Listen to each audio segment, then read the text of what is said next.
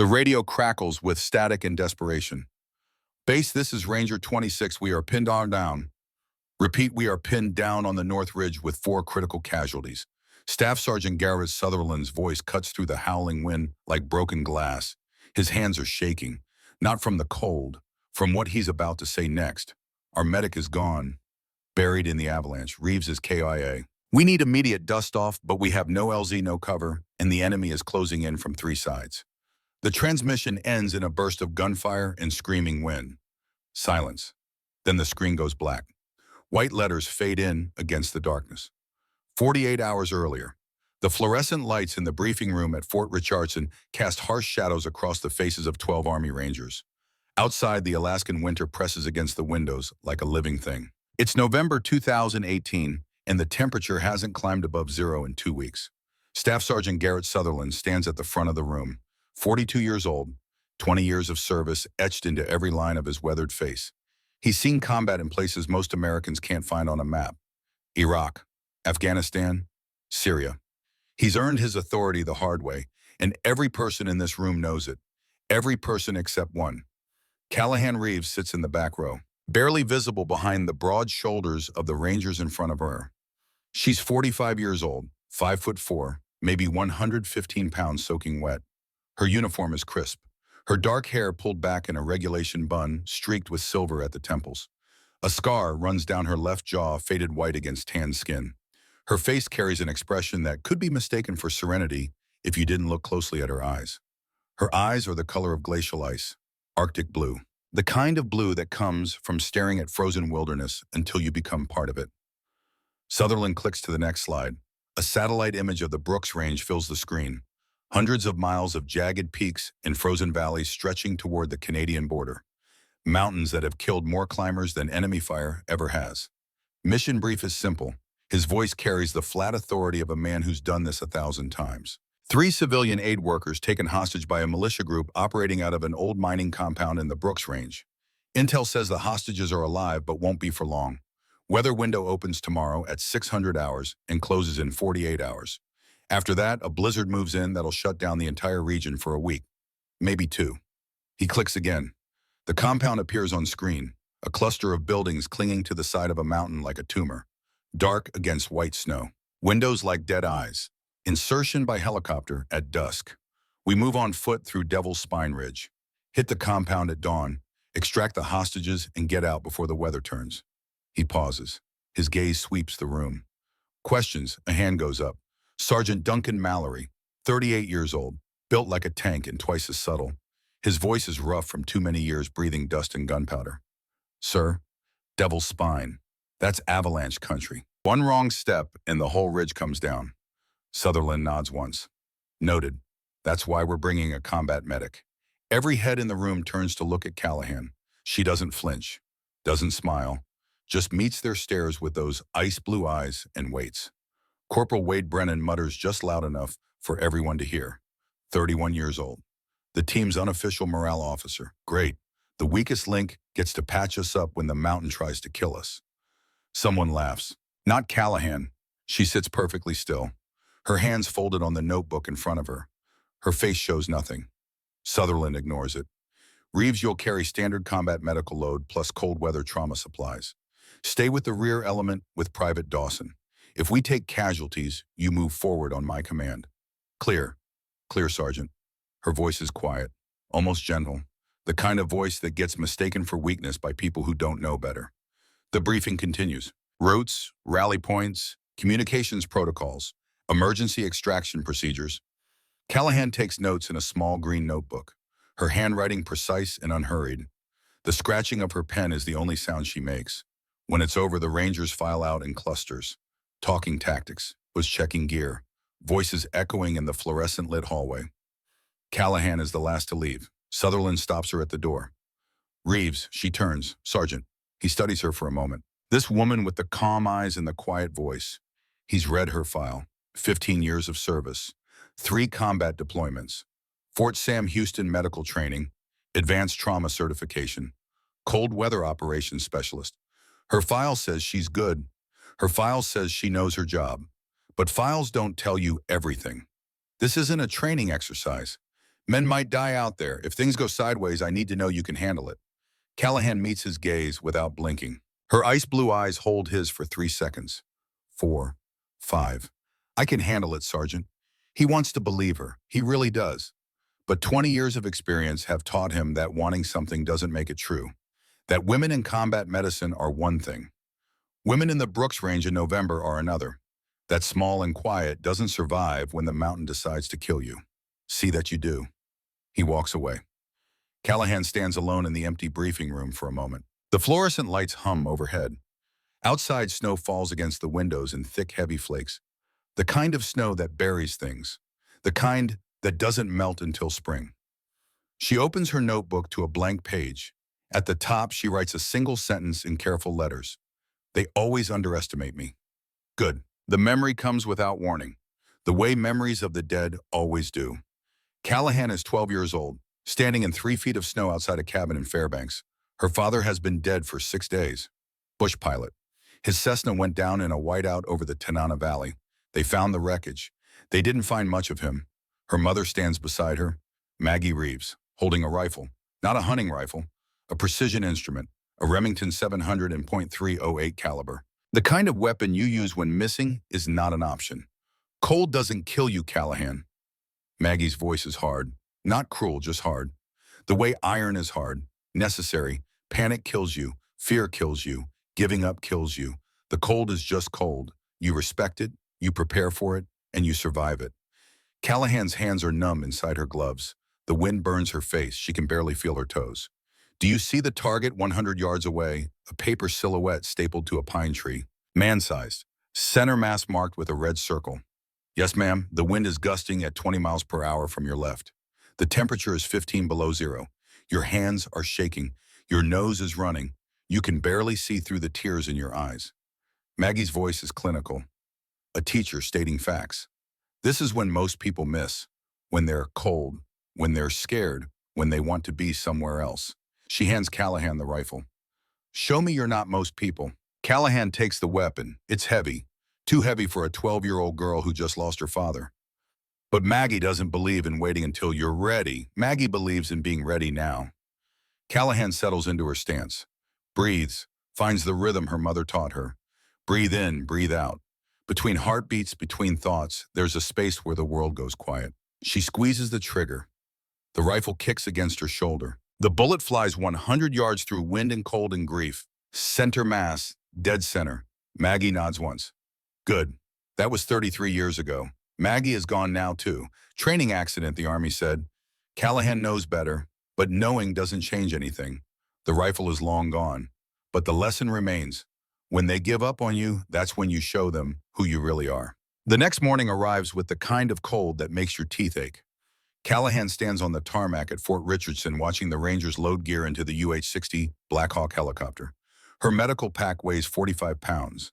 Field supplies, trauma kit, IV fluids, chest seals, tourniquets, morphine, everything she might need to keep someone alive when the world is trying its hardest to kill them. The helicopter squats on the concrete like a massive insect. All hard angles and brutal efficiency. The rotors tick in the cold air. Metal contracting, settling. The crew chief runs pre-flight checks, his breath fogging in the freezing air. Private Eli Dawson approaches, 22 years old. Fresh face, nervous eyes. This is his first real mission. He's trying not to show it, failing. Senior Chief Reeves. Can I ask you something? It's petty officer. And yes, he hesitates. His Adam's apple bobs as he swallows. Are you scared? Callahan considers the question. Looks at this kid who's barely old enough to buy beer. Who's about to walk into a combat zone in sub-zero temperatures? She could lie. Tell him everything will be fine. That's what officers do. But Callahan doesn't lie. Yes, I'm scared. Fear means you understand the stakes, means you're paying attention. She adjusts her medical pack. The straps cut into her shoulders. The trick is not letting fear make your decisions for you. Dawson nods. Doesn't look reassured. Callahan doesn't blame him. Sutherland's voice cuts across the tarmac. Load up. We're wheels up in 5. The helicopter cuts through the twilight like a knife through silk. The UH-60 Blackhawk, engines screaming, rotors beating the frozen air into submission. Inside, 12 Rangers and 1 medic sit in 2 rows facing each other, weapons between their knees. faces hidden behind balaclavas and cold weather gear. The crew chief's voice crackles over the intercom. 5 minutes to LZ. Callahan checks her gear for the third time. Medical pack secured to her chest. M17 pistol on her hip. 17 rounds in the magazine. One in the chamber, no rifle. Medics don't carry rifles, they carry hope. And sometimes hope is heavier. Across from her, Private Eli Dawson sits with his eyes closed. Callahan can see his lips moving. Prayer maybe. Or just breathing exercises. Either way, she catches his eye and nods. He tries to smile. Almost succeeds. The helicopter banks hard. Callahan's stomach drops. Through the open door, she can see the Brooks Range spreading out below them like a frozen ocean. Peaks and valleys, ice and stone, beautiful and lethal. The crew chief holds up one hand, fingers spread. 4 minutes. Callahan closes her eyes, runs through her training, sucking chest wounds, arterial bleeding, hypothermia, shock, traumatic brain injury. She knows the procedures the way a pianist knows scales. Muscle memory deeper than thought. 3 minutes. The Rangers are checking weapons now. Charging handles racked. Safeties checked. Wade Brennan crosses himself and kisses a rosary that hangs from his neck. Sergeant Mallory stares at nothing, his face carved from granite. 2 minutes. Sutherland's voice cuts through the engine noise. Listen up, we move fast and we move quiet.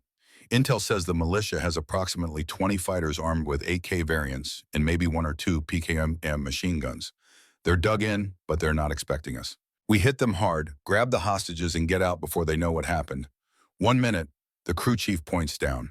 Through the door, Callahan can see their landing zone, a flat stretch of ice between 2 ridges. The helicopter descends, rotors kicking up clouds of snow that swirl like ghosts in the dying light. 0. The skids touch down. The Rangers pour out like water from a broken dam. Weapons up, scanning for threats. Callahan is last out, weighted down by her medical pack. The rotor wash nearly knocks her over, but she keeps her feet. By the time she clears the helicopter, it's already climbing. Already gone, leaving them in the sudden, shocking silence of the Alaskan wilderness. The temperature is 35 below zero. The wind is gusting at 40 miles per hour. Visibility is maybe 50 feet, and they have 47 miles to go. They move in single file through the darkness, following a ridgeline that winds like a scar across the face of the mountain. Sutherland takes point, Mallory brings up the rear. Callahan is second to last, just ahead of Private Dawson. The kid is limping. Callahan noticed it 10 minutes into the march, a slight hitch in his stride, favoring his left leg. She moves up beside him. Dawson, let me see. I'm fine, ma'am. That wasn't a question. He stops. The Rangers ahead keep moving, putting distance between them. Callahan kneels in the snow and runs her hands down his left leg. When she touches his ankle, he hisses in pain. Sprain, probably twisted it on the helicopter landing. I can walk, I know. Can you run? Silence! Callahan pulls a compression wrap from her pack and binds his ankle tight. Not too tight. She needs to maintain circulation. Just tight enough to provide support. Her hands work with practiced efficiency, even through thick gloves. 1 minute, 90 seconds. This will hold for now. But if we make contact and you need to sprint, you're going to be in trouble. Stay close to me. If things go bad, you drop and I'll cover you. Understood? Dawson nods. He looks like he wants to say something else, but Sutherland's voice cuts through the darkness on the radio. Reeves, what's the holdup? Callahan keys her radio. Dawson has a minor ankle injury. Treating now. We'll catch up in 2 minutes. A pause. Then can he walk? Yes, Sergeant. Then move your ass. We're on a timeline. Callahan finishes the rap, helps Dawson to his feet. They start moving again. But the rest of the team is already out of sight around a bend in the ridge. From somewhere ahead, she hears Wade Brennan's voice, not bothering to whisper. Great. The kid's hurt, and the weakest link is playing nurse. This is going to be a shit show. Someone laughs. Callahan doesn't. They catch up 3 minutes later. Sutherland glares at her but says nothing. The march continues. 2 hours pass. The temperature drops another 5 degrees. Callahan's face feels like frozen leather behind her balaclava. Her fingers are going numb despite the expedition weight gloves. But she keeps moving. 1 foot in front of the other. Because that's what you do. You keep moving until you can't anymore. And then you keep moving anyway. The ridgeline narrows. On their left, a steep slope rises into the darkness. On their right, nothing. Just a drop that goes down and down and down into blackness so complete it feels like falling just to look at it. This is Devil's Spine. Callahan studies the slope as they move. She spent her whole life in Alaska, grew up in Fairbanks, 60 miles from here. Her mother taught her how to read terrain the way other mothers teach their daughters to read books. The angle of the slope, the wind direction, the way snow clings to rock, the sound it makes when you step on it, the smell of ice that's about to break. She sees something that makes her blood go cold, a cornice, a massive overhang of snow jutting out from the ridge above them like a frozen wave, held in place by nothing but luck and physics. It's unstable. Callahan can tell by the way the wind has carved it, by the cracks forming at its base, by the way moonlight catches the stress fractures running through the ice like veins. She's seen cornices like this before, seen what happens when they let go, seen the avalanche debris fields that stretch for miles, grinding everything in their path to powder. She keys her Wainu, Sergeant Sutherland, the slope above us is unstable. We need to maintain communications discipline, Reeves. His voice is sharp, annoyed. We're in hostile territory. Radio silence unless it's an emergency. Callahan releases the transmit button, looks up at the cornice, thinks about arguing, about explaining that an avalanche is an emergency even if it hasn't happened yet, decides against it. They never listen, not until it's too late. The team keeps moving, 20 yards, 50. The cornice looms above them, a guillotine blade of ice and snow, waiting for an excuse to fall. Callahan watches it, watches the way the wind tugs at it, watches the cracks spreading. She's maybe 100 yards past it when she hears the sound. From somewhere in the distance, faint but unmistakable. Boom, not close, maybe 2 miles away. But in the mountains, sound carries, sound echoes, sound travels through rock and ice and finds its way into snow that's been waiting for a reason to move. What was that? Someone asks, Militia Sutherland says. Probably mining operations or demolitions training. Doesn't matter, we keep the world ends in white. The cornice breaks free with a sound like God tearing paper. 10,000 tons of snow and ice cascading down the slope in a roaring wave of destruction that devours everything in its path. Callahan sees it coming, has maybe 2 seconds to react. She grabs Private Dawson by his harness and throws him forward with every ounce of strength she has, away from the path of the slide. He stumbles, catches himself, turns back. Run. But the avalanche is faster than running, faster than thought, faster than prayer. It hits her like a freighty train made of frozen concrete. The world tumbles. Up becomes down, light becomes dark, sound becomes silence except for the roar that fills everything. That is everything that crushes thought and breath and hope into nothing. Callahan tries to swim, tries to fight her way to the surface the way her mother taught her. Keep your arms moving. Create an air pocket. Don't panic. But there is no surface. There is only pressure and cold and the absolute certainty that she is going to die. She slams into something. A rock. A tree. Doesn't matter. The impact drives the air from her lungs. She tries to breathe and fills her mouth with snow instead. It tastes like death, like the end of everything. Panic claws at her mind with frozen fingers. Her lungs are screaming. Her vision is going dark. She's going to die here, buried alive, alone, and nobody will ever know what happened to her. Panic kills you. Her mother's voice, cold and clear and impossibly calm. The cold is just cold. You respect it, you prepare for it, and you survive it. Callahan forces herself to go still. Stop fighting, conserve her oxygen. The avalanche is slowing now, the snow packing tight around her like a coffin made of ice, like a burial shroud that weighs 10,000 pounds. Then it stops. Silence. Darkness. Complete and absolute. Callahan is buried under 10 feet of snow, maybe more. She can't move her arms, can't move her legs, can't see, can't breathe. The snow has packed so tight around her face that she can't even open her mouth. Above her, muffled and distant like voices in a dream, she hears shouting. Casualties. Mallory is hit. Holbrook is bleeding. Brennan is down. That's Sutherland, his voice high and tight with something that might be fear or might be command. Hard to tell through 10 feet of ice and the roaring silence in Callahan's ears. Reeves, another voice. Mallory, desperate. Reeves, do you copy? Callahan tries to answer, tries to key her radio, but her arms are pinned and her radio might be broken anyway. And opening her mouth just fills it with more snow. She gags, coughs, uses up precious oxygen that she doesn't have to spare. Sir, we have to dig her out. Mallory again, pleading now. Where is she? Sutherland's voice, still in command, but fraying at the edges. I don't know. Somewhere under all this. The avalanche was 100 feet wide, footsteps above her, crunching snow, moving fast, frantic. Then Sutherland's voice again. Closer now, maybe right above her, maybe miles away, hard to tell. Reeves, Callahan, can you hear me? She tries to scream, opens her mouth. Snow fills it. She's choking, drowning on frozen water. This is how she dies. Sir. A different voice. Panicked. Young.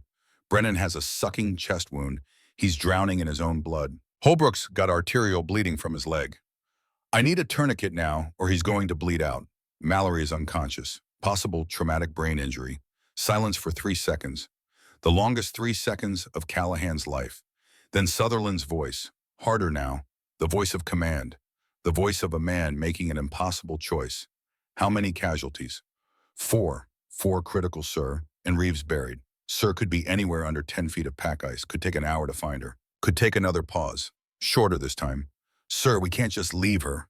Sutherland's response comes like a judge reading a death sentence. Each word clear. Each word final. Brennan is dying right now. Holbrook is bleeding out right now.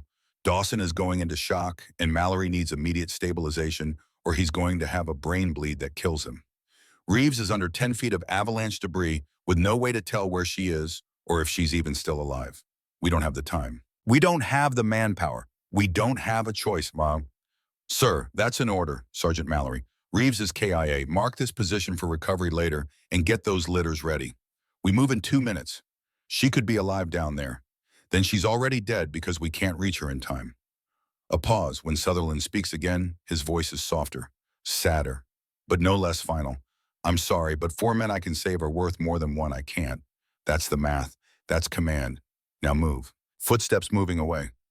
Callahan hears it all, every word, every syllable, every death sentence wrapped in tactical necessity. They're leaving her, her team, her responsibility, the people she was supposed to keep alive, the people who were supposed to keep her alive. They're walking away and leaving her to die alone in the dark. Something breaks inside her chest, not her ribs, something deeper, the part of her that still believed in loyalty, in duty, in the promise that no one gets left behind, the promise they make to each other, the promise that turns soldiers into brothers and sisters and makes units into families. They lied. Or maybe they didn't lie. Maybe they just meant it for each other, for the real Rangers. Not for the small woman with the quiet voice who barely made the cut. Not for the medic who couldn't carry her share. Not for Callahan Reeves, who was always going to be expendable. She could give up now. Let the cold take her. Let the darkness win. It would be easy. Easier than digging, easier than fighting, easier than living with what they just did, easier than surviving just to see the faces of people who left her for dead. But Maggie Reeves didn't raise a quitter. Maggie Reeves raised a survivor. Callahan can't move her arms, so she moves her fingers. An inch at a time. The snow is packed tight, but it's still just frozen water. Still just molecules that can be moved if you're patient enough. If you're desperate enough. She can't breathe, so she holds what little breath she has left. Conserves it, makes it last. Her mother taught her that too. Breath control, the difference between living and dying underwater. And snow is just frozen water after all. She can't see, so she feels. Maps the space around her head.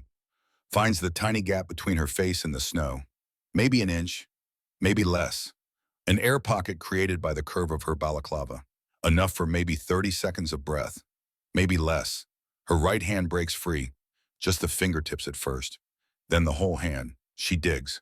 Claws at the snow above her face. Her lungs are screaming. Her vision is going dark at the edges. Black spots blooming like flowers in the darkness. She has maybe 30 seconds of consciousness left. 20 seconds. She digs faster.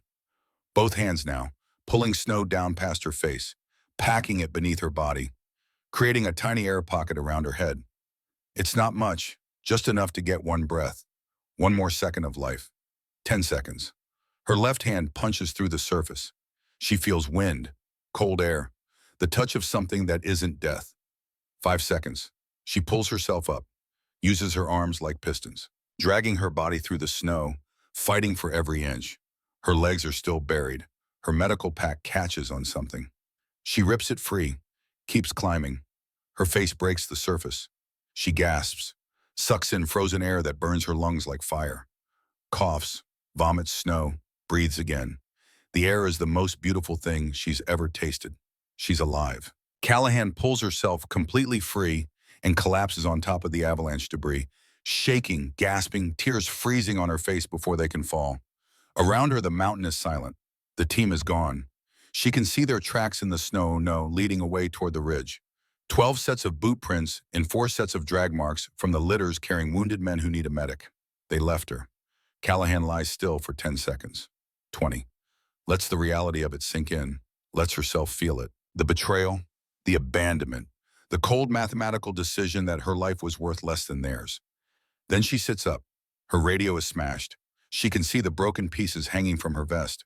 Her rifle is gone, buried somewhere in the avalanche, probably bent or broken. But her medical pack is still strapped to her chest, somehow intact, and her M17 pistol is still in its holster at her hip. She draws the weapon, checks it, chambers around, 17 in the magazine. One ready to fire, 18 rounds total if she's careful. She checks herself for injuries, bruises everywhere, possible cracked rib on her left side. Her hands are torn and bleeding from digging. Nothing critical, nothing that will kill her. She stands on shaking legs and looks at the boot prints leading away into the darkness. She has a choice now, the same choice Sutherland made. Simple math, simple survival. She can go back, follow her own tracks to the landing zone. Call for emergency extraction. Save herself. Let the team face the consequences of their decision. Let them live or die based on their own choices. That would be justice. That would be fair. Or she can follow them, can track 12 men and 4 wounded through the most hostile terrain in North America, can try to keep 4 strangers alive after they left her to die, can risk her life for people who valued hers at exactly 0. In her mind, her mother's voice speaks one more time. When they give up on you, that's when you show them who you really are. Callahan checks her pistol one more time, adjusts her medical pack, tests her injured rib with careful fingers. It hurts, but it's not broken. She can move. She can fight. She can track. Then she starts walking. Not back toward the landing zone, not toward safety, toward the team that abandoned her, toward the 4 men who are dying because their medic isn't there, toward the people who need her, whether they deserve her or not. The wind howls, the temperature drops, the darkness deepens. Callahan Reeves walks into it without hesitation, because that's what medics do.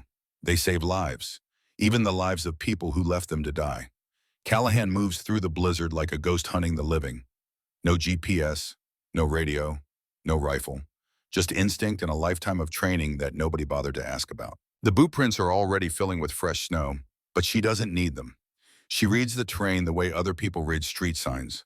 The angle of the slope tells her they're descending toward the valley floor. The wind direction tells her they're moving northeast. The way snow drifts against certain rocks tells her exactly where a 12-man team carrying 4 litters would choose to walk. Maggie taught her this, not in a classroom, in the wilderness, day after day. Winter after winter, until reading the land became as natural as breathing. More natural, maybe. You can forget to breathe when you're scared, but the land never lies if you know how to listen. The temperature is 40 below 0 now, maybe colder. Callahan's hands are numb inside her gloves despite the chemical hand warmers she activated. Her face feels like frozen leather behind the balaclava. Every breath burns her lungs, the cold air scorching her throat like acid. She keeps walking. The Rangers are moving slow because they're carrying wounded, because they're exhausted from the avalanche, because their medic is dead and nobody else knows how to keep 4 critical casualties alive while climbing through a mountain range in a blizzard at 40 below. Callahan is moving fast because she's small, and she's alone, and she's angry. Anger is fuel. Anger keeps you warm when nothing else will. 20 minutes pass, 30. The tracks are getting fresher. She's gaining on them. The wind is picking up, visibility dropping to maybe 30 feet. Good. The worse the weather, the better her chances of approaching unseen. From somewhere ahead, she hears gunfire. The sound stops her cold. Automatic weapons. A K-47s by the sound of it. The distinctive bark of Kalashnikov rifles cycling at 600 rounds per minute, and the slower, more deliberate cracks of M4 carbines returning fire. 700 to 950 rounds per minute, depending on the model. Contact. Callahan breaks into a run. Her legs are screaming. Her ribs are screaming. Everything hurts. She doesn't care. She runs faster, following the sound of battle like a moth following light, like a predator following blood. She crests a ridge and drops flat on her belly.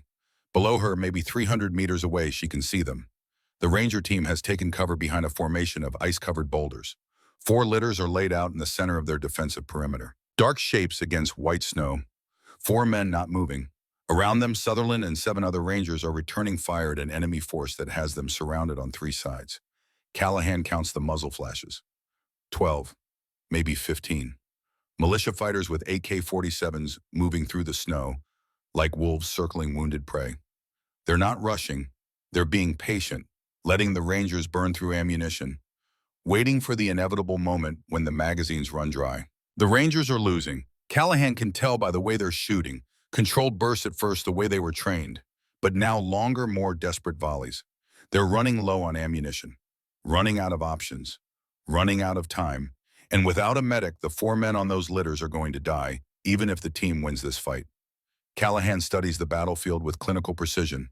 The militia has the high ground on 2 sides, using natural rock formations for cover. Professional tactics. Someone trained them. The rangers are pinned in a natural bowl with a cliff face behind them and nowhere to retreat. Classic kill box. Textbook ambush. The kind of thing they teach at ranger school so you learn how to avoid it. She looks at the wounded. Even from 300 meters away, she can see the blood. Dark stains spreading across the snow around the litters like ink on paper. Brennan, Holbrook, Dawson, Mallory, dying because she isn't there. Dying because Sutherland decided she wasn't worth saving.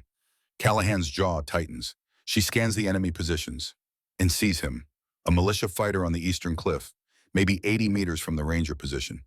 He's setting up behind a boulder, taking his time, lining up a shot with what looks like an SVD Dragunov sniper rifle. Russian design, semi-automatic. Effective range out to 800 meters in good conditions. From his position and angle from the way he's aiming, Callahan knows exactly what he's targeting. Staff Sergeant Garrett Sutherland. The man who left her to die is about to die himself. The man who made the choice. The man who said 4 lives were worth more than 1. About to learn that sometimes the math changes. Callahan could let it happen. Could watch him take a bullet to the skull and call it justice. Call it karma. Call it what he deserves for leaving her buried in the snow. Instead, she draws her M17 pistol, 80 meters with a pistol, in a blizzard, shooting uphill at a moving target through wind that's gusting at 30 miles per hour. Impossible. Impossible just means nobody's tried hard enough yet. Callahan settles into a prone position, uses her medical pack as a rest, breathes out slowly, watching her breath fog in the frozen air. She knows her pistol, knows how it shoots, knows that at this range the bullet will drop maybe 15 inches, knows the wind will push it another 8 inches to the right. She knows all of this because her mother made her practice, made her shoot in conditions exactly like this, made her calculate and compensate and hit targets that shouldn't be hittable. The sniper is moving slowly, setting up his shot, not rushing, professional. Callahan compensates for wind, compensates for drop, leads the target. Between heartbeats, there's a space where the world goes quiet. She squeezes the trigger. The M17 kicks against her palm. The bullet flies 80 meters through wind and cold and snow and impossible odds. It hits the militia fighter's rifle right where the scope meets the receiver. The scope explodes in a shower of glass and metal. The fighter jerks back, his shot going wild, the rifle spinning out of his hands. He scrambles for cover, shouting in confusion, probably wondering what the hell just happened. Below, Garrett Sutherland flinches as a bullet whips past his head, 6 inches to the right instead of through his brain. He spins trying to locate the shooter who just missed him. Can't find him. The militia fighter is already gone, retreating behind the cliff face, probably trying to figure out why his rifle just exploded. Sutherland's voice cuts through the gunfire. Second shooter. Where the hell did that come from? The other rangers scan the ridgeline, looking for whoever just saved their team leader's life. Looking everywhere except where Callahan actually is. They don't see her. She's already moving. She slides down the backside of the ridge and circles left, using the terrain to stay hidden. The militia fighters are focused on the rangers now, distracted by the destroyed rifle and the mystery of what happened, wondering if they're facing a larger force than they thought. They don't see the small figure in winter camouflage crawling through the snow toward their position. Callahan covers 150 meters in 20 minutes. Every movement calculated. Every pause timed to the rhythm of gunfire. She learned this from her mother too. How to move when people aren't looking. How to be invisible in plain sight. How to become part of the landscape. She reaches the outer edge of the Ranger perimeter, 10 meters from the nearest litter. Wade Brennan. She can see him now. His face is gray, the color of ash. His chest is rising and falling in short, desperate gasps. Blood has soaked through the makeshift bandage someone tried to apply. They did it wrong. Too much pressure in the wrong place. Sucking chest wound. Air is getting into his chest cavity where it doesn't belong. Every breath is drowning him from the inside. He has maybe 10 minutes before his lung collapses completely. Callahan low crawls forward. 5 meters. 3. The gunfire above her is constant now. A wall of sound. The militia is pressing the attack. The Rangers are falling back, condensing their perimeter. Nobody's watching the casualties because nobody can spare the attention. She reaches Brennan and immediately goes to work. Her hands move with practiced precision despite the cold, despite the gloves, despite everything. She rips open her medical pack and pulls out a chest seal, a specialized adhesive patch designed to cover penetrating chest wounds and prevent air from entering the chest cavity. She tears open Brennan's uniform with her trauma shears, finds the entry wound, right lung just below the collarbone, maybe 2 inches across. Bubbling with blood and air, she can hear it, a wet sucking sound that means death is coming soon. She cleans the wound as best she can with frozen fingers and gauze that's already stiff with cold. Then she slaps the chest seal over it. The adhesive grabs. Despite the blood, despite the cold, the seal holds. The bubbling stops. Brennan's breathing immediately gets easier. His eyes flutter open. He sees her face and his expression goes through confusion, shock, and something that might be shame in the space of 2 seconds. Reeves, his voice is barely a whisper. Wet with blood. You're supposed to be dead. Callahan doesn't answer. She's already checking his vitals. Pulse weak but steady. Blood pressure low but not critical. Respiration improving. He'll live if they can get him out of here, if they can survive the next hour. She moves to the next litter. Specialist Travis Holbrook, 24 years old. Arterial bleed from his left thigh. Someone tried to apply a tourniquet but did it wrong. Too loose, too far from the wound. Holbrook is still bleeding out, just doing it slowly.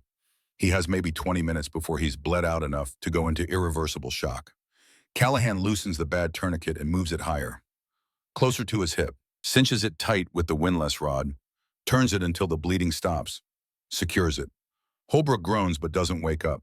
That's probably better. This hurts. She checks her watch, makes a note on the tourniquet with permanent marker. Time applied, critical for when they get him to surgery, if they get him to surgery.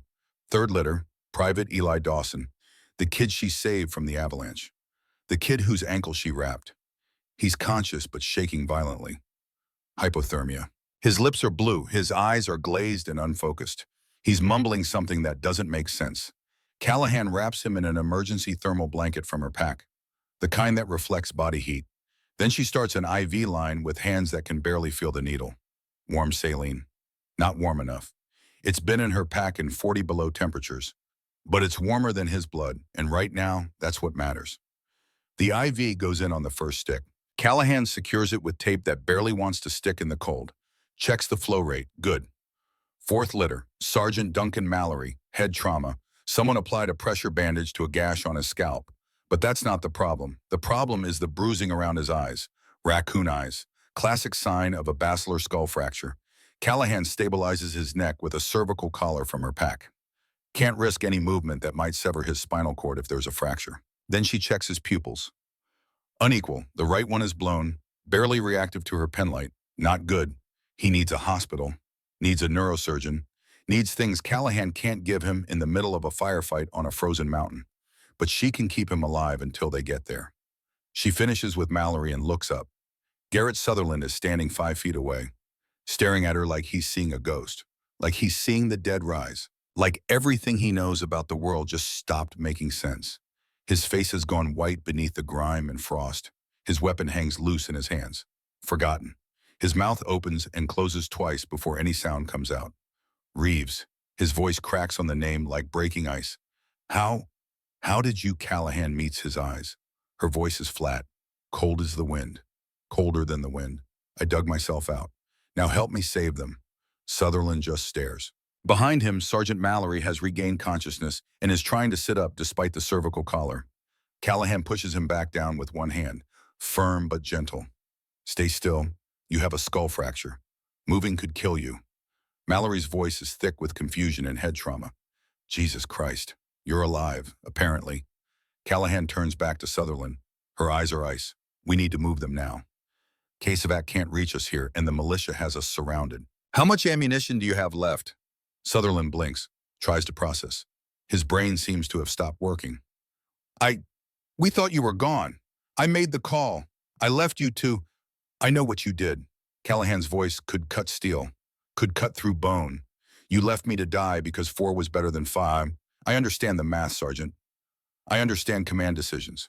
Now answer my question. How much ammunition? Sutherland flinches like she slapped him. Like each word is a physical blow. Maybe 30 rounds per man. 5 minutes of sustained fire at most. Then we don't have time for sustained fire. Callahan looks at the terrain around them, at the cliff face behind them, at the militia positions above, at the angles and distances and possibilities. Her mind works through the tactical problem like a chess puzzle, like her mother teaching her to see 3 moves ahead. She points northeast. There's an ice chute on the north face. 400 meters that way. It descends 200 vertical meters to the valley floor. Steep but manageable if you know what you're doing. The militia won't expect it because nobody in their right mind would try to carry litters down a 60-degree ice slope in a blizzard. Sutherland stares at her. That chute is a death trap. Callahan looks at him, really looks at him, at this man who left her buried in the snow, who declared her dead to make his conscience easier, who chose 4 lives over 1 and is now confronted with the one who refused to stay dead. So was leaving me behind. But I'm still here. The words hang in the air between them like frost, like accusation, like truth. Sutherland looks at the 4 men on the litters, looks at Callahan, looks at his remaining 7 able-bodied rangers who are running out of ammunition and options and time. He makes his choice. We follow Reeves. His voice carries across the perimeter. Cutting through the gunfire. 2 men per litter. Reeves leads navigation. I cover rear, move on my mark. The rangers stare at him, then at Callahan. This woman who's supposed to be dead, who they left behind, who somehow found them anyway. Nobody argues. Callahan organizes them with quiet efficiency. No wasted words, no wasted motion. Mallory and another ranger take Brennan. 2 more take Holbrook. The wounded ranger, who took a round during the ambush, pairs with someone else for Dawson. Sutherland and the last man carry Mallory's unconscious form. We move fast, use the blizzard as cover. They can't see more than 20 meters in this. We'll be gone before they realize it. And if they follow us into the chute, Sutherland asks. Callahan's hand rests on the grip of her M17. Then they'll regret it. They move out. Callahan leads, picking a path through the ice and rock that somehow exists exactly where she needs it to. Like she can see through the blizzard. Like she knows this mountain the way she knows her own heartbeat. Behind her, the rangers follow, carrying their wounded like pallbearers carrying coffins. Except these men aren't dead yet. Not while Callahan Reeves is still breathing. The militia is still firing. But they're shooting at shadows now, at positions the Rangers abandoned 30 seconds ago. By the time they realize their targets are gone, the team is 200 meters away and descending into the ice chute. The chute is everything Callahan promised. Steep, treacherous, absolutely insane to attempt with 4 litter patients in a blizzard at 40 below with limited visibility. They attempt it anyway. Callahan goes first, testing each foothold before committing her weight. The ice is hard as concrete and slick as glass. Friction doesn't exist here. One wrong step means a 200-meter slide to the rocks below, a slide that ends in death. She doesn't take any wrong steps. Behind her, the rangers follow her exact path, step for step, foothold for foothold, trusting this woman they left for dead because she's the only one who seems to know where the hell she's going, because she's the only one keeping them alive. The wind howls through the chute like a living thing trying to tear them loose. Snow swirls in vortexes that steal breath and sight. Visibility drops to 10 feet, 5 feet. Callahan navigates by feel, by memory. By instinct she can't explain even to herself. The mountain speaks if you know how to listen. They're 50 meters down when disaster strikes. A section of ice gives way beneath the litter carrying Wade Brennan. The 2 rangers holding it lose their footing simultaneously. The litter starts sliding toward the edge of the chute, toward a 100-meter drop, toward certain death. Callahan sees it happening in slow motion. The litter picking up speed. The rangers scrambling for purchase. Finding nothing. Brennan unconscious and helpless, sliding toward oblivion. She doesn't think. Thinking takes time they don't have. She just moves. She launches herself down the slope, sliding on her side, using her body as a brake and her medical pack as an anchor. Her hands find the litter frame just as it reaches the edge of the drop. Her fingers close on metal and nylon. She holds on. The weight yanks her forward. Her boots slide on ice. 50 feet from the drop. 40. Callahan digs her heels into the ice. Her gloves start to tear. She can feel skin ripping, feel blood starting to flow. The litter keeps pulling her forward. Gravity is stronger than grip. Physics doesn't care about determination. 30 feet. She screams with effort. Pure animal rage at the mountain for trying to take another one. At the cold for trying to kill them. At the universe for making her fight this hard just to keep breathing. Just to keep others breathing. 20 feet. A hand grabs her harness from behind. Garrett Sutherland. He's abandoned his own litter and is pulling her back with everything he has. With strength born of desperation or guilt or both. 15 feet, two more Rangers join, all of them hauling backward against the weight of the litter and gravity and death itself. Their boots slip. They dig in, slip again, hold. 10 feet. They stop sliding 5 feet from the edge. For a moment, nobody moves. Nobody breathes. They just hang there on the ice, holding on, refusing to let go, refusing to let another one die. Then slowly, inch by impossible inch, they pull Brennan back from the edge. When it's over, Callahan's hands are bleeding inside her shredded gloves. She can feel the wetness, feel the burn. Sutherland is gasping like he just ran a marathon. The other Rangers look like they've aged 10 years in 10 seconds. Callahan stands up on shaking legs, checks Brennan, still unconscious, still breathing. Chest seal still in place, IV still running. He's alive. She looks at Sutherland. We keep moving. Sutherland looks at her hands, at the blood dripping onto the ice, steaming in the cold. Reeves, you're injured. We keep moving, Sergeant. Her voice is ice and fire. Absolute zero in the heart of a furnace. That's not my name to you. You left me to die, Sutherland. You don't get to use my first name. You don't get to care about my hands. You don't get to pretend we're friends or comrades or anything except what we are. She pauses. You get to follow my orders and help me keep your men alive. That's it. That's all you get. Sutherland's face crumbles like something inside him just broke beyond repair. I know. I know what I did, and I'll carry it for the rest of my life. But right now, please let me help you. Callahan stares at him, at this man who made an impossible choice and got it wrong. Who saved 4 lives by sacrificing one except the one refused to be sacrificed. Who's now learning what it costs to be wrong about who's expendable. You want to help, pick up your litter and follow me. She turns and continues down the chute. Sutherland picks up his litter and follows. They don't speak again. They reach the bottom 40 minutes later. Every one of them is shaking from exhaustion and cold and adrenaline crash. But they're alive. All of them. Against odds that should have killed them 3 times over. Callahan immediately checks her patients. Adjusts IVs, checks bandages. Monitors vitals. She works with mechanical precision. Ignoring her bleeding hands. Ignoring the pain in her ribs. Ignoring everything except the 4 men who need her. Brennan, stable. Breathing easier. Color improving. Holbrook, tourniquet holding. No further bleeding. Still unconscious, but pulse is strong. Dawson, core temperature rising. Shivering has decreased. Good sign. Mallory, still unconscious, pupils still unequal, needs a neurosurgeon, but stable enough to transport. When she's satisfied they're as stable as she can make them, Callahan allows herself 30 seconds to rest. 30 seconds to close her eyes and just breathe. That's when the militia attacks again. 6 fighters burst from an ice cave 50 meters away. They must have circled around during the chute descent. Must have known there was only one way down and waited in ambush. It's the perfect trap. The Rangers are scattered, exhausted, low on ammunition, carrying wounded. They're in the worst possible position to defend themselves. The militia opens fire. A Ranger goes down, hit in the shoulder. Another dives for cover behind a boulder. Sutherland tries to return fire, but his magazine is nearly empty. 3 rounds left, maybe 4. The militia advances, 30 meters, 20, taking their time. They know they've won. They can see it in the Rangers' faces. See the exhaustion, see the defeat. Callahan watches it all happen. Watches her team, the team that abandoned her, about to be slaughtered. She makes a decision. She drops her medical pack, draws her M17 pistol, and runs straight at the enemy.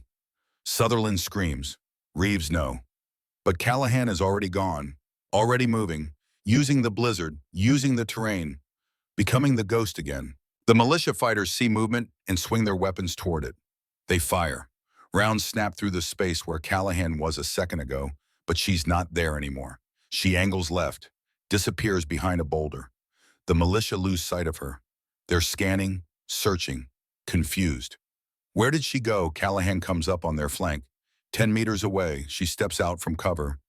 Two hands on her pistol, proper isosceles stance, the way her mother taught her, aims, fires 2 rounds. Center mass, the first militia fighter drops before he knows she's there.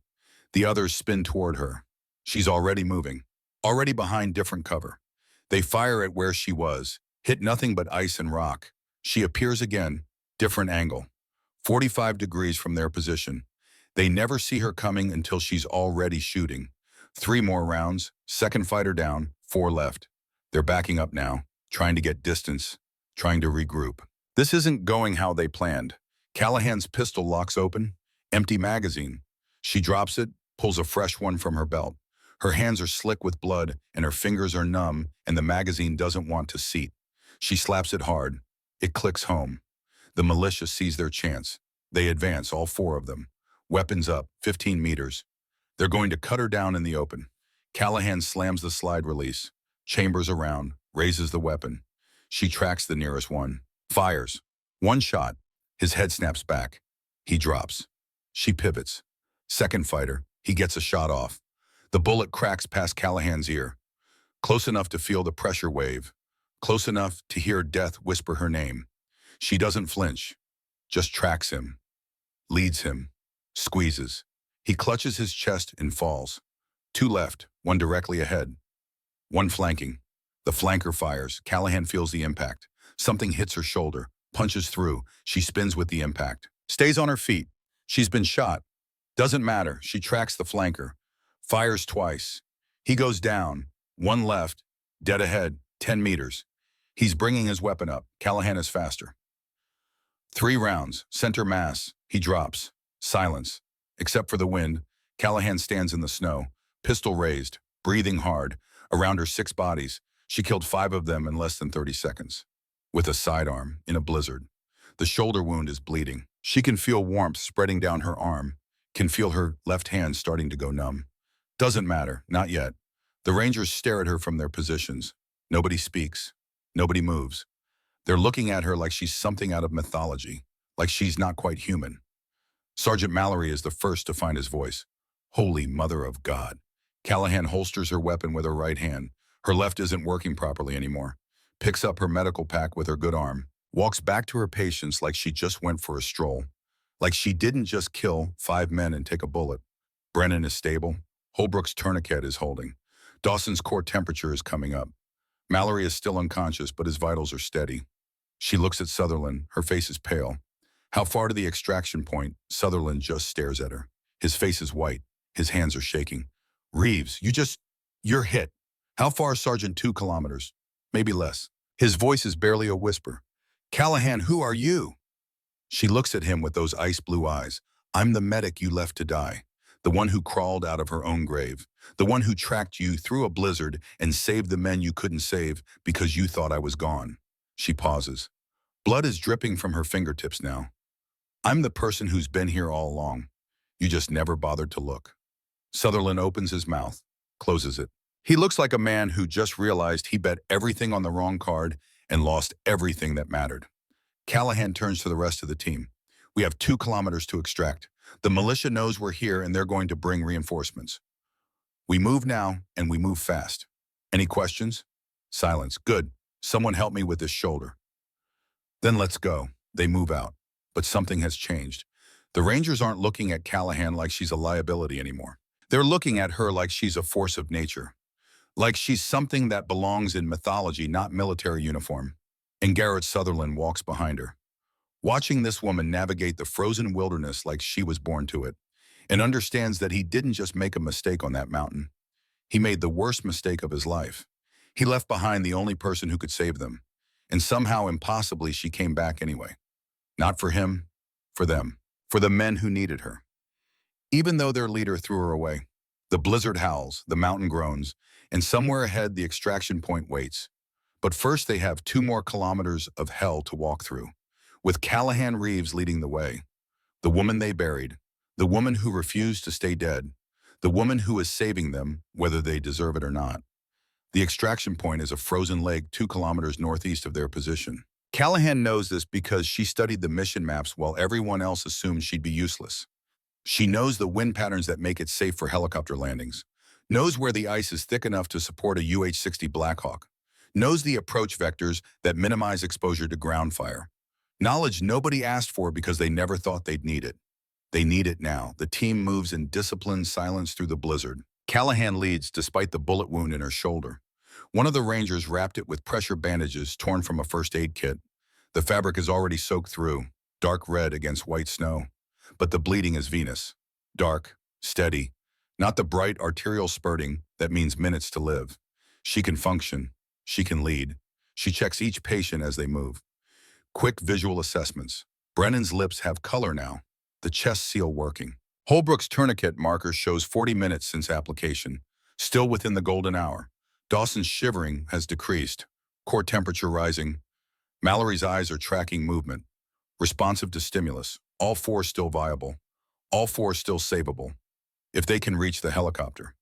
Behind them, somewhere in the white void, the militia is regrouping. Callahan can feel it the way her mother taught her to feel weather changes. The pressure drop before a storm. The shift in wind that means danger coming. They have maybe 15 minutes before this mountain becomes a killing field again. Sutherland moves up beside her, his face is grim beneath the frost. Reeves, let me take point. You're wounded. You've done enough. Not yet. Her voice is flat. Final. When they're on that helicopter. Then I've done enough. Callahan stops walking. Holds up a fist. The team halts immediately. 8 Rangers dropping into defensive positions without needing orders. 4 litters lowered carefully to the snow. She's heard something. A mechanical hum cutting through the wind. Low frequency. Rhythmic. The kind of sound that doesn't belong in wilderness. Down, she hisses. Everyone down, now. Callahan crawls forward to a ridge overlooking the extraction point. Her shoulder screams with every movement. She ignores it. Pain is just information. Information she doesn't have time to process. What she sees turns her blood colder than the wind ever could. The lake stretches out below. Perfect landing zone. Flat ice for half a kilometer. But on the eastern ridge, 400 meters away, she spots them. 6 militia fighters in tactical positions around a Strela 2 surface-to-air missile launcher. Russian design, shoulder-fired, heat-seeking. Effective range 3,000 meters. One shot could turn a Blackhawk into a fireball before the pilots even knew they were being tracked. And standing beside the launcher, directing the fighters with professional hand signals, is a man who carries himself like a soldier. Not militia, not insurgent, special forces. Even from 400 meters, Callahan can see the scar running down the left side of his face, can see the way he moves. Economy of motion, tactical awareness. Scanning sectors like someone trained to fight wars, not just survive them. She's seen men like this before. In Iraq, in Afghanistan. Professionals who sold their skills to the highest bidder when their government stopped paying. Dangerous. Callahan slides back to Sutherland. We have a problem. She explains what she saw. The AA position. The 6 fighters. The man with the scar who moves like Spetsnaz or SAS or something equally lethal. Sutherland's jaw tightens. They were waiting for us. They knew the extraction point. Doesn't matter how. Matters that any helicopter that comes in gets shot down. And we can't call for fire support in this weather. Nothing's flying except our ride out, and it can't come in until that launcher is gone. Callahan's mind is already working through the geometry. Wind speed, distance, approach angles, the mathematics of violence. Sutherland looks at his 7 able-bodied Rangers. 2 are wounded, 3 are exhausted. 1 is barely standing. We assault, all of us. Overwhelming force. Hit them before they can react. No, Callahan's voice cuts like a blade. You have 4 critical casualties who will die without monitoring. 2 wounded Rangers, 3 exhausted men. You want to assault a fortified position with a crew-served weapon across 400 meters of open ground against professional fighters. She meets his eyes. That's not tactics. That's desperation pretending to be courage. Then what? Sutherland's voice cracks slightly, the professional veneer finally showing fractures. What do we do, Reeves? Because I don't have any good options here. Callahan looks at the ridge, at the militia position, at the impossible distance and the professional enemy and the mathematics that say they're all going to die here. Then she looks at the four litters, at the men she saved, at the people who need her to find one more impossible solution. I go alone. Absolutely not. Sutherland's response is immediate, forceful. I already left you once. I won't send you to die again. You're not sending me. I'm choosing to go. Callahan's voice is calm, matter of fact, like discussing patrol routes instead of suicide missions. Small target, solo infiltration, use terrain and weather for concealment. Get close enough to neutralize the launcher before they know I'm there. You'll be outnumbered 6-1. Against professionals, 7-1 if you count the one with the scar. And yes, I know. She picks up the AK-47 from the dead militia fighter, checks the magazine. 30 rounds, pulls her M17. One magazine left, 17 rounds, 47 rounds for 7 targets. I've worked with less. You're wounded, you can barely lift your left arm. I shoot right-handed. Left arm just stabilizes. I can manage. Sutherland grabs her shoulder. Not the wounded one. The good one. His grip is desperate. Reeves, Callahan, please. There has to be another way. Callahan looks at him, really looks at him. This man who made the worst decision of his life and has been drowning in it ever since. This man who declared her dead and has been seeing her ghost every time he closes his eyes. There isn't. You know there isn't. You made a choice on that ridge to save 4 instead of 5. Now I'm making a choice to save 12 instead of 1. She pulls free from his grip. Gently but firmly. The difference is I'm choosing myself. Nobody's abandoning me this time. And if you don't come back, Callahan looks at the 4 litters one more time. At Brennan and Holbrook and Dawson and Mallory. At the men she pulled back from death. Then you radio that helicopter and you get them out. You carry them home. You make sure they live long enough to tell their kids about the medic who wouldn't quit. She pauses. But I'm coming back because I didn't dig myself out of 10 feet of snow just to die on a frozen lake 400 meters from safety. Sutherland stares at her. His eyes are wet. Whether from wind or emotion, Callahan can't tell. Get on the radio. Tell that pilot to be ready. The second that launcher goes down, he comes in hot and he doesn't stop for anything. Sutherland nods once, unable to speak. Callahan turns toward the ridge, toward the impossible distance and the professional killers in the mathematics of survival. Behind her, Sergeant Mallory's voice. Quiet, reverent. You're the best of us, Senior Chief. Come back and teach us how to be like you. Callahan doesn't turn around. I'm not the best. I'm just the one who won't quit. And she disappears into the blizzard. The approach takes 20 minutes. 300 meters of belly crawling through ice and snow and pain that threatens to white out her vision with every movement. Her shoulder is screaming.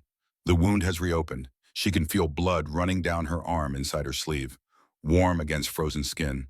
But pain is just information, and she's choosing not to process it. 70 meters from the AA position, she stops, observes. 6 fighters in a textbook defensive perimeter, overlapping fields of fire, proper spacing, 2 on the launcher itself, 4 providing security, and all of them moving with purpose, with training, and the man with the scar, standing behind the launcher. Binoculars scanning the approaches, radio in hand, coordinating, commanding. She can hear him now. Faint Russian accented English cutting through the wind. Sector 3 clear. Maintain position. Helicopter is inbound. 20 minutes. So they know. They've been tracking the rescue bird, waiting for it. This isn't random militia with stolen weapons. This is a coordinated ambush by professionals. Callahan watches the patrol pattern. One fighter walks a circuit that brings him 50 meters from the main position every 4 minutes. When he's isolated, she'll have maybe 45 seconds before someone notices he's gone. She waits. Patience is survival. Rushing is death. 4 minutes pass like hours. The fighter begins his circuit. 40 meters from the group. 45. 50. Callahan rises, moves like smoke, like wind, like something that doesn't exist until it's already too late. The fighter never hears her, never sees her, just feels her arm around his throat, cutting off air and blood to his brain simultaneously. 10 seconds. 15. He goes limp. She lowers him silently, takes his AK, checks the magazine. Full. 60 rounds total now. Better odds. 50 meters from the launcher, she settles behind a boulder. Good sight lines. Solid cover. Her shoulder is throbbing. Her vision is starting to tunnel at the edges from blood loss. Doesn't matter. She just needs 5 more minutes. 5 minutes of function before the systems start failing. She brings the AK to her shoulder, sights on the fighter farthest from the group, the one most exposed, the one who will take longest to reach cover. This is where stealth dies and chaos is born. She breathes out, squeezes. The AK barks.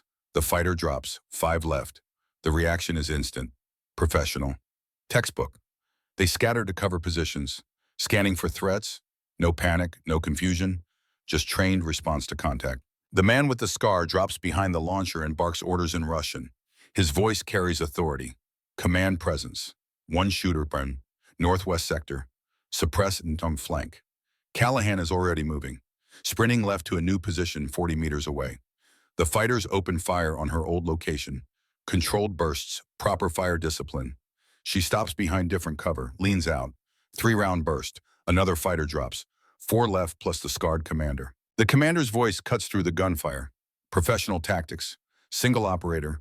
Likely special forces. Do not underestimate. His English is heavily accented, but clear. And his assessment is accurate. He knows what he's facing. Dangerous. The 2 fighters on the launcher try to swing it toward Callahan's position, trying to use the missile against a ground target. Desperation or innovation? Either way, bad idea. Callahan puts 2 rounds into the gunner before he can complete the traverse. He falls away from the weapon. 3 left plus commander. The remaining fighters are repositioning, trying to flank her, trying to get crossfire. They're good, trained, coordinated, but they're thinking like soldiers, thinking about tactics and fire superiority and maneuver. Callahan is thinking like someone who's already died once today and refused to stay dead. She breaks from cover, runs straight at them, closing distance, eliminating their advantage of range and firepowers by getting inside their decision loop. 60 meters, 50, 40. They see her coming, start to react. But she's already firing, moving and shooting. The way her mother taught her in the Alaskan wilderness when she was 12 years old, and learning that survival isn't about being stronger. It's about being more committed to living than they are to killing you. The nearest fighter goes down, center mass, 2 rounds. 2 left plus commander. The second fighter swings toward her, gets a shot off. The round cracks past her head so close she feels the pressure wave, so close it parts her hair. She doesn't flinch, just tracks him, leads him, fires, he falls. 1 fighter left, and the commander. The last fighter breaks, runs. Smart choice. Survival instinct overriding orders. Callahan lets him go. She's not here for body count. She's here for the launcher. Which leaves just her and the man with the scar. He steps out from behind the launcher. A K in hand, not pointing at her, not pointing away, just held ready. Professional neutral. 50 meters between them. Snow falling, wind howling. He looks at her, really looks at her. At the blood soaking through her shoulder. At the exhaustion in her stance. At the absolute refusal to quit burning in her eyes. You are the one they left behind. His English is good despite the accent. Russian Special Forces. Spetsnaz, probably. The scar and the age and the competence all fit. I am. Callahan's voice is steady. Her weapon trained on his center mass. His trained on hers. Mexican standoff at 50 meters in a blizzard at 40 below. They declared you dead. They did. But you came back. I did. The man with the scar nods slowly, something like respect in his eyes. I would have done the same if my unit left me. I would crawl through hell to prove them wrong. He pauses. You fight well. Better than expected. Better than you should given your wounds. Thank you. It is not compliment. It is observation. He shifts slightly, his finger moving toward the trigger. But I have job. I am paid to stop helicopter. You are in my way. I know. Callahan's finger is already on her trigger. She can see his micro movements, can read his intention, can see the decision forming before he acts on it. Her mother's voice in her memory. Between heartbeats, there is a space where the world goes quiet. They move simultaneously. 2 professionals, 2 warriors, 2 people who refuse to lose. But Callahan has one advantage he doesn't know about. She's already dead, already declared KIA, already buried and mourned and written off, which means she has nothing left to lose. Her trigger breaks first, by maybe 1/10 of a second. By the time it takes a human nervous system to process the decision to fire and transmit it to muscle. 3 rounds, center mass. The man with the scar falls. His shots going wide. Cracking into ice where Callahan was a heartbeat ago, he hits the ground and doesn't move. Callahan walks to him, weapon still raised, still ready. She's seen too many enemies play dead, but this one isn't playing. His eyes are open, staring at the gray sky, at the snow falling, at nothing. She kneels beside him, checks for pulse. Nothing. I'm sorry, she says it quietly. To the dead man who was just doing his job, who probably had his own reasons for being here, who fought well and died professional, but not sorry enough to have let him win. She turns to the Strela 2 launcher. For a moment, she considers trying to disable it properly, but she's losing blood fast now. Her vision is starting to gray at the edges. She has maybe 5 minutes of consciousness left, so she does what her mother taught her. If you can't fix it, destroy it completely. She pulls grenades from the dead fighters. 4 RGD-5s, Russian fragmentation. Old but reliable, clusters them around the launcher's guidance system. Jury rigs a tripwire with paracord. Anyone tries to use this weapon, it explodes. Then she pulls the pin on the last grenade, drops it in the launcher tube, runs 20 meters before the explosion. The blast wave catches her, lifts her, throws her forward into the snow. Secondary explosions as the missiles cook off. The Strela 2 turning into shrapnel and twisted metal and fire. Callahan lies in the snow, ears ringing, vision swimming. Her shoulder wound has reopened completely, blood spreading across a white snow like ink on paper. She keys her radio with shaking hands. A position neutralized. LZ clear. Her voice is barely a whisper. Static. Then the pilot. Ranger Medical, this is Rescue 41. Did you just... Was that you? Affirmative. Enemy AA destroyed. I'm northwest of LZ, 400 meters. Team is holding position at Rally Point Delta. Ma'am, you're listed as KIA. Callahan almost laughs, but laughing hurts too much. Third time today. Tell them I'm still not staying dead. 5 minutes out. 3 minutes. We're inbound hot. Can you make it to the LZ negative? Can't walk. Blood loss. But the team can. Sutherland has 4 critical casualties. Get them out. And you, Callahan, looks at the blood spreading around her, at the way her hands are shaking, at the gray creeping in from the edges of her vision. I'll manage. She closes her eyes, just for a second, just to rest. When she opens them again, Garrett Sutherland is kneeling beside her. His face is white. His hands are shaking as he pulls a trauma bandage from his kit. Jesus Christ, Reeves, you're bleeding out. I noticed.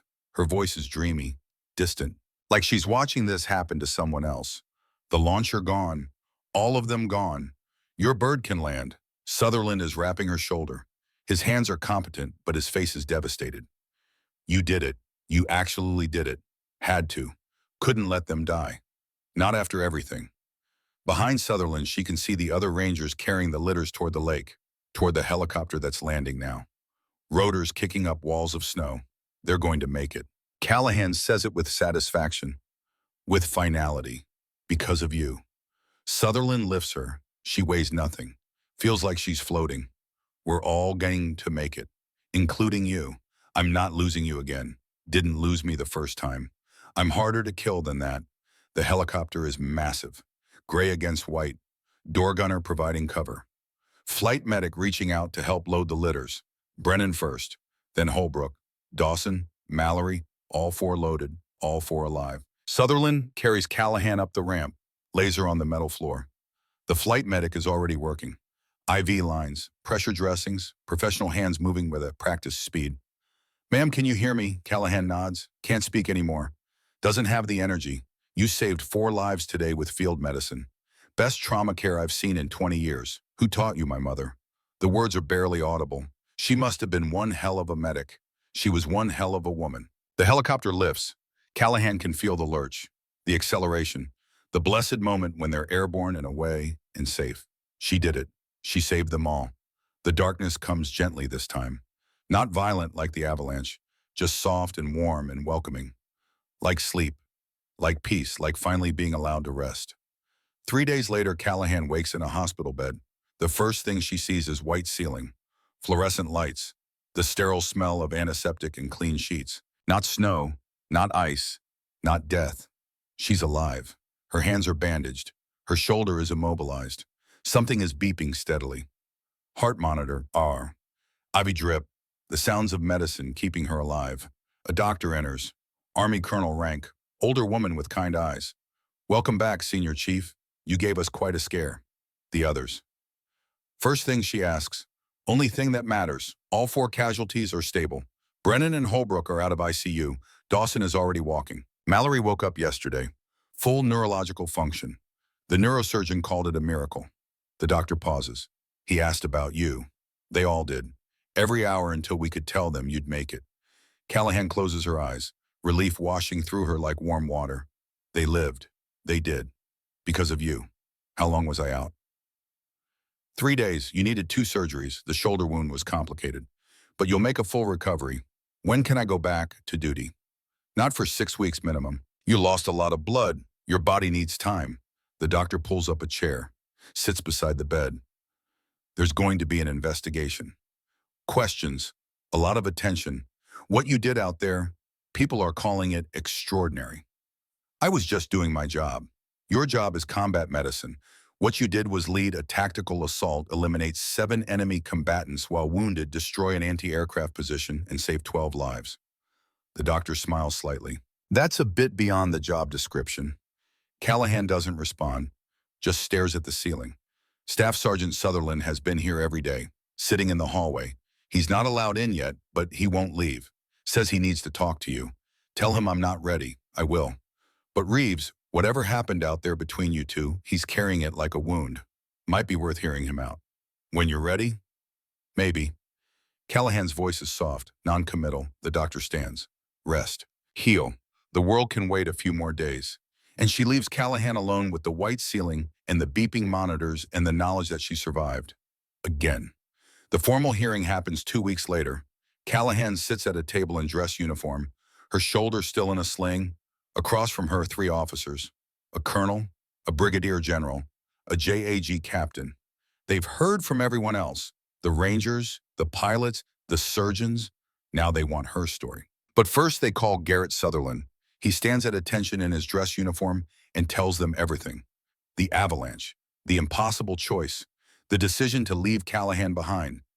Every word spoken with the careful precision of a man who knows he's ending his career. When he's done, the general leans forward, and your assessment of Petty Officer Reeves Sutherland takes a breath. Before the avalanche, I saw her as a liability. Small, quiet, unproven. I underestimated her completely. He pauses. After the avalanche, I watched her do the impossible. She navigated hostile terrain without equipment, provided life-saving medical care under fire, led my team through conditions that should have killed us all, eliminated multiple enemy combatants, destroyed an enemy weapons system, all while wounded and having every reason to leave us to die. Another pause. She is the most capable soldier I have ever served with, and I failed her in the worst way possible. I declared her dead to justify abandoning her. That failure is mine alone. Do you believe you made the right decision? Sutherland looks at Callahan, holds her gaze. No, sir. I made the expedient decision. The easy decision. Not the right one. The right decision would have been to trust that she could survive, that she was stronger than I gave her credit for, that underestimating people can cost lives. He turns back to the panel. I recommend Petty Officer Reeves for the Silver Star, and I request a formal reprimand for myself. The general makes notes, says nothing. Then it's Callahan's turn. She stands, approaches the table. Her shoulder aches, but she doesn't show it. Petty Officer Reeves, the general's voice is measured. Clinical. Why did you go back, sir, after being abandoned? After being declared dead?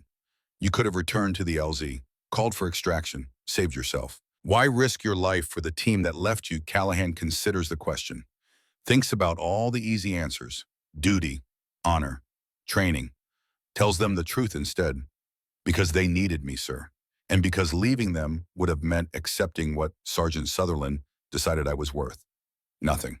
She pauses. I didn't go back to prove anything to them. I went back to prove something to myself. That I'm the kind of person who doesn't quit, who doesn't abandon people. Even when they abandon me. The general studies her for a long moment. You eliminated 11 enemy combatants, destroyed an anti-aircraft position, led a tactical extraction under fire, all while wounded. That's beyond the scope of a combat medic. I did what was necessary to complete the mission. Did you exceed your authority? No, sir. A medic's authority is to preserve life. That's what I did. By killing 7 people, Callahan's voice doesn't waver. By ensuring 12 people lived. The general nods slowly. Dismissed, both of you. We'll render our decision within 48 hours. The decision comes 2 days later. Staff Sergeant Garrett Sutherland receives a formal letter of reprimand. His career is effectively over. No more promotions, no more advancement. The ceiling he'll retire under. He accepts it without protest, signs the paperwork, takes the punishment like a man who finally found something he deserves. Petty Officer First Class Callahan Reeves is promoted to Senior Chief Petty Officer, awarded the Silver Star for conspicuous gallantry under fire. The citation is read at a full battalion ceremony 3 weeks later.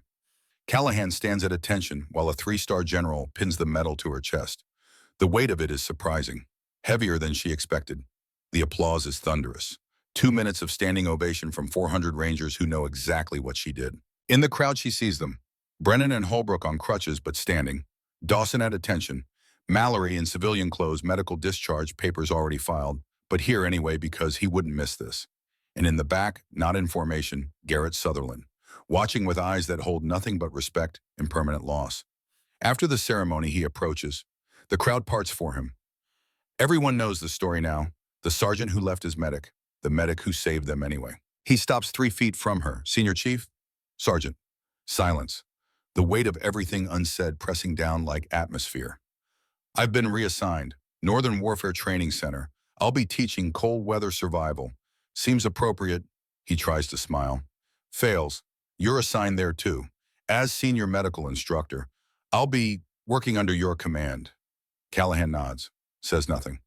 I know I don't deserve your forgiveness. I'm not asking for it. I just want you to know that what I did, it's something I'll carry every day for the rest of my life. I know. Callahan's voice is quiet. Not cold, not warm, just factual. Good. Sutherland blinks, not expecting that response. Good, you should carry it, not as punishment, as reminder that the people you underestimate might be the ones who save your life, that assumptions can kill, that being wrong about someone's value is worse than being wrong about tactics. She pauses. Carry it. Learn from it. Teach others not to make the same mistake. Sutherland nods, something like relief in his eyes. Not forgiveness, but acknowledgement. Purpose, I will. He turns to leave. Stops. Reeves, Callahan, you're the best soldier I've ever known, and I'm sorry I had to fail you to figure that out. He walks away before she can respond. Callahan stands alone in the emptying ceremony hall, the medal heavy on her chest, the weight of survival settling into her bones. Sergeant Mallory approaches. Civilian clothes, honorable discharge, medical retirement for the head injury. Senior Chief, he says, tried to smile. Got my discharge papers. Mild traumatic brain injury. Nothing that'll kill me, but enough to end the career. I'm sorry. Don't be. I gotta go home to my wife and kids because of you. That's worth more than rank. He pulls something from his pocket. The 75th Ranger Regiment challenge coin. The team wanted you to have this. All of us. Even Sutherland. Callahan takes it, feels the weight, the meaning. Thank you. Mallory looks at her seriously. What you did out there, that's the stuff we tell our grandkids about. The medic who wouldn't die, who wouldn't quit, who saved us all when we didn't deserve saving.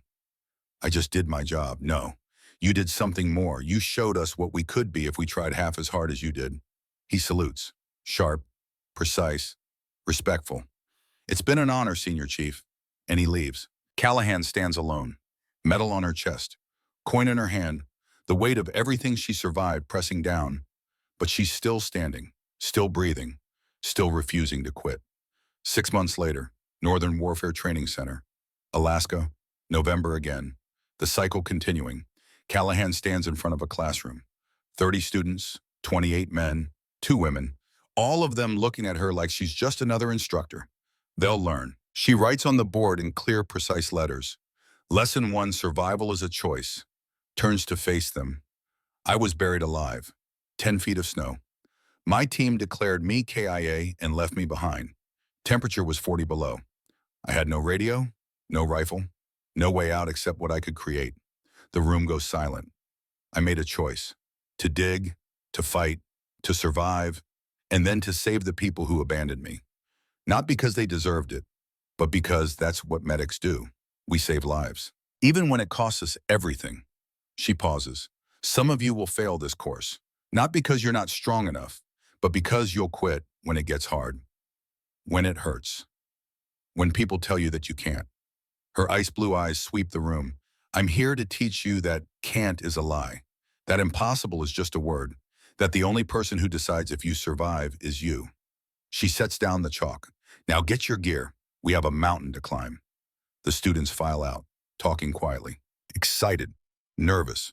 The last one to leave is a young woman, small, quiet, nervous eyes. She stops at the door. Senior Chief, I'm PFC Quinn Ashford. I just wanted to say, I heard what you did, and it gives me hope. Because people look at me and see someone who doesn't belong. Someone too small, too weak. Callahan looks at her, sees herself at that age. What do you see when you look at yourself? Quinn thinks about it. Someone who won't quit. Callahan nods once. Then that's all that matters. Show them who you are, not who they think you should be. Quinn smiles, leaves. Callahan stands alone in the empty classroom. Through the window, the Alaska range stretches away. Frozen peaks under gray sky. Beautiful and brutal and home. Somewhere out there, Garrett Sutherland is teaching another class, learning humility, learning to see people for who they are instead of who he assumes them to be. Somewhere out there, Brennan and Holbrook are back on active duty. Dawson is serving with distinction. Mallory is home with his family, teaching his kids about the medic who wouldn't quit. All of them alive because Callahan Reeves refused to stay buried. She picks up her gear and walks toward the door, toward the mountain, toward the next group of students who need to learn that survival is a choice. She was declared dead, buried alive, abandoned. But she rose. She fought. She saved them anyway. Not for medals, not for recognition, not even for forgiveness, but because that's who she is. Someone who does what's right even when it costs everything. Who saves lives even when those lives didn't value hers. Who refuses to quit even when quitting would be easier. Callahan Reeves walks out into the Alaskan cold. The mountain is waiting, and she's not afraid. She never was.